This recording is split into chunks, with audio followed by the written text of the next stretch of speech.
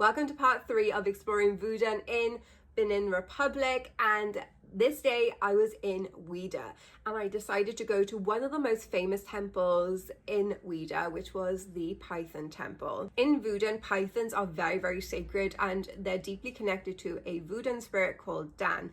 Dan is a rainbow serpent and is meant to be stability, the spine of existence, and also linked to a lot of abundance. Dan is a very good Vodun spirit. The temple itself is actually really calm and quite a simple temple, and inside there are up to 200 pythons and they're all cared for by the temple guardians.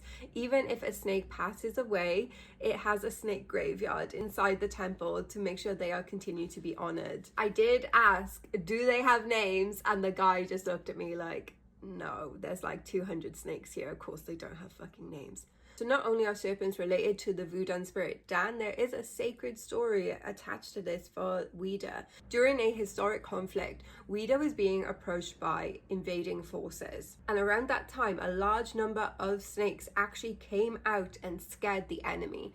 They thought that these snakes were vipers, not pythons. So what happened was the enemy soldiers saw them, absolutely panicked, and decided to withdraw. And this protected Ouidah from being invaded. During this time, there were big superstitions around snakes, and they believed that the land was spiritually protected and dangerous to enter. After that, the pythons were seen as the protectors of the kingdom.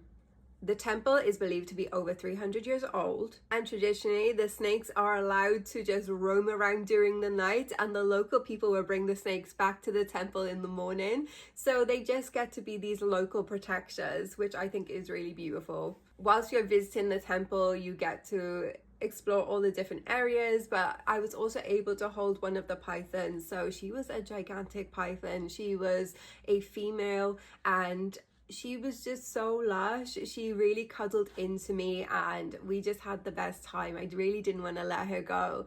And the guide said that snakes really feel energy and she obviously really likes mine. So I felt like that was a gigantic compliment. As part of being in the Python temple though, I saw this giant vase which was upside down and I asked about it. And basically every 7 years, a large amount of virgin women will go to the sea and collect water and bring the water back to the temple.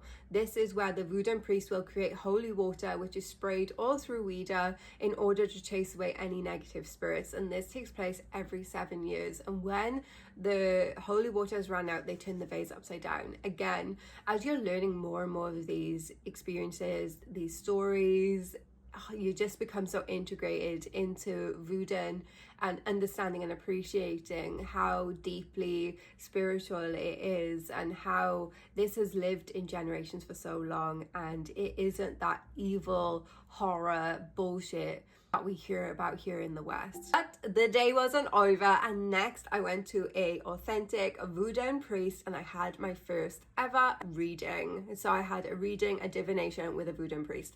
If you want to know the outcome, come back for part 4.